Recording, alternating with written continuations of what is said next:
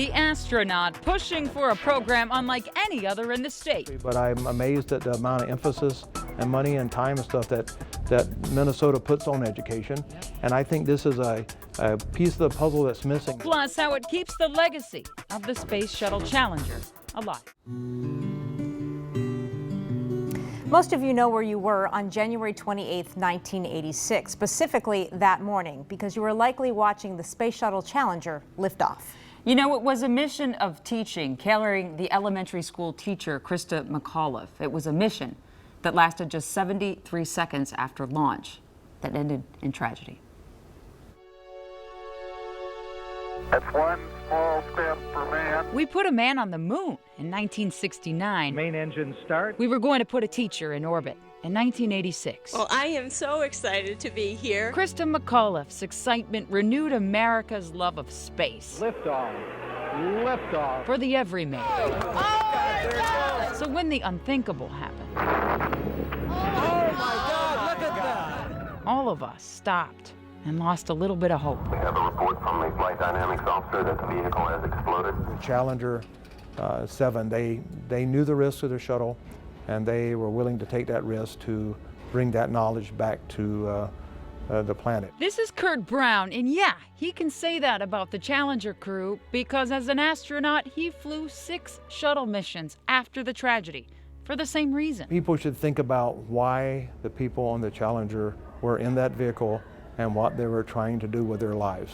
They thought what we do, the science, the research, the going into space, was important enough to take that risk. So 30 years later, it makes complete sense what the Challenger has now become. The families of those 7 astronauts created the Challenger Learning Center. Why did they do that? They wanted to continue the legacy of the astronauts that gave their life for what they thought was really important.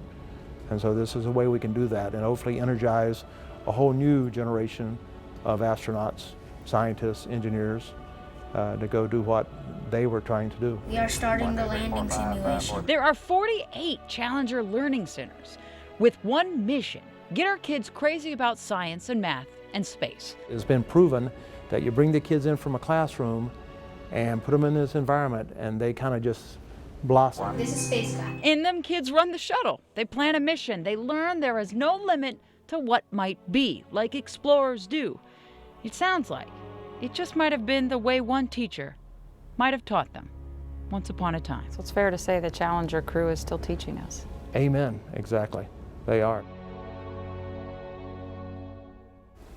You know, Rena, I got to watch this video of what those kids do at those Challenger Learning Centers. It was the coolest thing I've ever seen. And I want to point out, too, it's not just for kids. They want to use it for team building, companies, families. You can go to them. That's cool. The one thing we got to do is get one built here in Minnesota. The fundraising has already begun. There's 48, 42 of them in the United States, but they're on the ground right now in Minnesota trying to get this built. If you want to help out with that, the website's on your screen. It's challengermn.org. They also have a Facebook page, a Twitter page. You can kind of check out what they do. It's pretty cool, but they're just getting started. They hope to have it here by 2018. And you and I were talking about this today. You and I were both in school. You remember it vividly, don't you? I do. 3rd grade. Remember wheeling in that TV? Yep. And then it happened, and you know, we were 8 years old, and the teacher ran over and unplugged the TV as fast as she possibly could.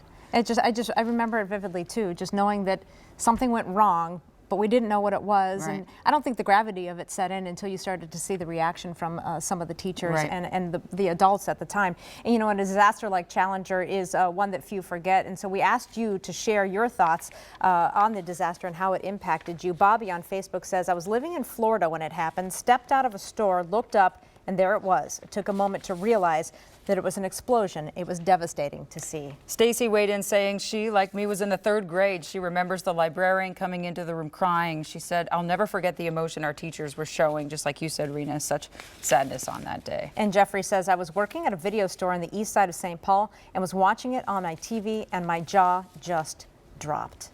Never forget it. All right, we'll be right back.